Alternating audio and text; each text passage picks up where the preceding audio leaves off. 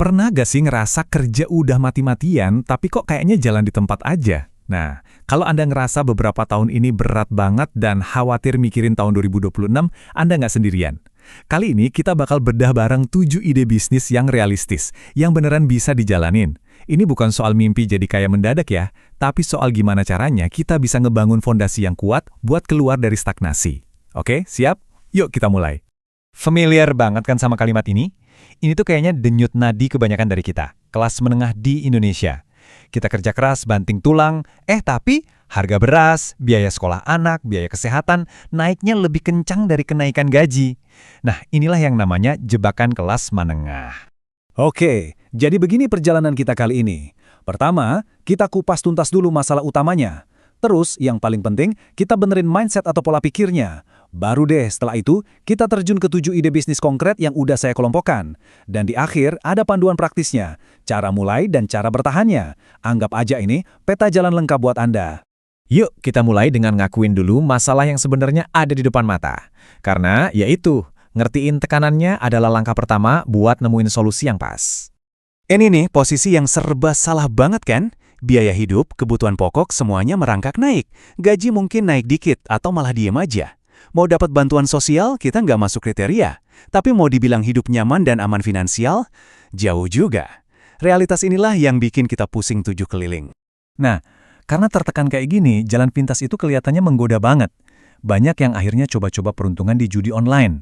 Atau ikut-ikutan skema kripto pump and dump, berharap bisa selesain masalah dalam semalam. Tapi hasilnya gimana?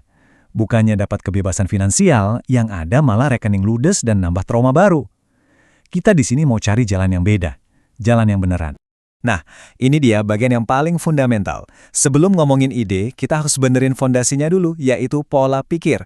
Karena sukses di tahun 2026 dan seterusnya itu bukan soal ngejar-ngejar uang, tapi soal mengubah total cara kita berpikir. Coba deh lihat perbedaannya. Si pengejar uang itu selalu ikut-ikutan tren, takut ketinggalan, alias FOMO. Dan ujung-ujungnya capek sendiri karena lari terus gak ada hentinya. Nah, beda banget sama si pemecah masalah. Dia fokusnya menciptakan nilai, menyelesaikan problem orang.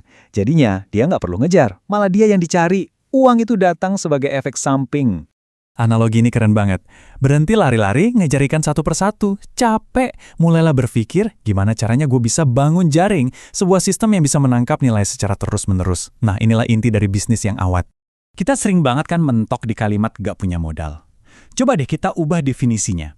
Modal terbesar Anda buat tahun 2026 itu bukan duit di rekening. Tapi seberapa cepat Anda bisa belajar, seberapa jago Anda beradaptasi, dan seberapa peka mata Anda melihat masalah di sekitar. Itulah aset Anda yang sebenarnya, yang nggak bisa dinilai pakai uang. Oke, mindsetnya udah bener. Sekarang kita masuk ke dagingnya, ide-ide konkret. Grup pertama ini fokusnya ke jasa. Kenapa? Karena bisnis jasa itu nggak butuh modal gede, nggak perlu sewa gudang, tapi kebutuhannya ada banget. Ada 3 ide di sini, dan semuanya punya satu benang merah yang sama. Nyelesain masalah nyata yang ada di depan mata. Pertama, bantu orang ngatur keuangan rumah tangga biar lebih hemat. Kedua, sediain makanan sehat buat orang yang punya kebutuhan khusus. Ketiga, bantu UMKM biar kelihatan profesional di dunia online. Semuanya solusi kan? Coba kita bedah contoh yang pertama ya, konsultan efisiensi rumah tangga. Mungkin klien cuma bayar Anda Rp100.000 aja nih buat satu sesi konsultasi.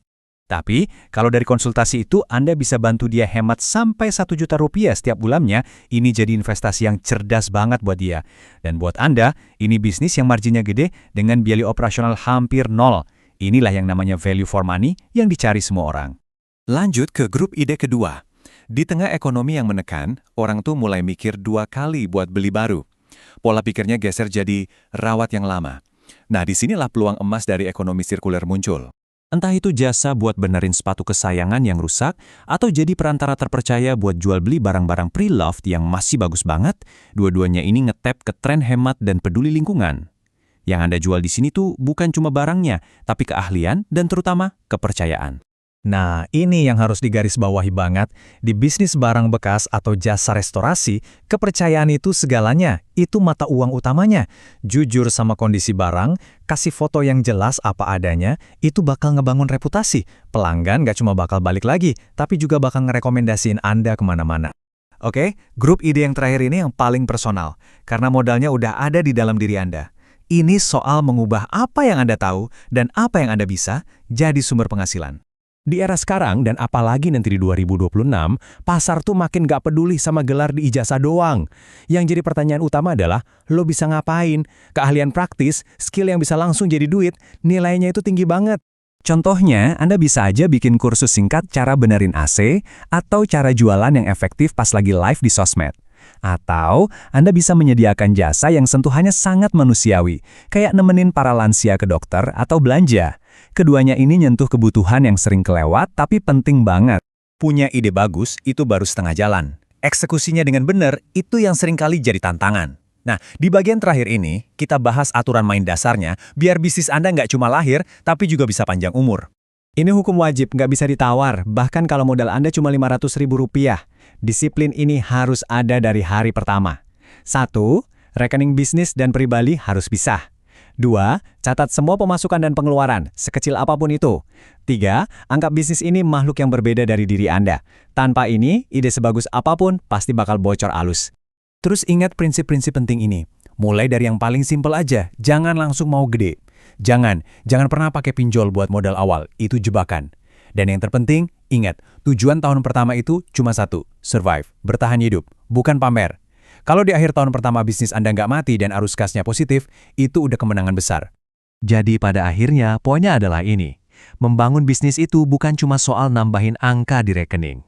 Ini adalah cara kita buat ngambil alih lagi setir kendali hidup kita, waktu kita, pilihan-pilihan kita, di dunia yang makin gak bisa ditebak ini. Nah, sekarang pertanyaan buat Anda. Dari 7 ide yang udah kita bahas tadi, coba deh direnungin mana yang paling klik. Mana yang paling nyambung sama situasi dan keahlian yang Anda punya sekarang.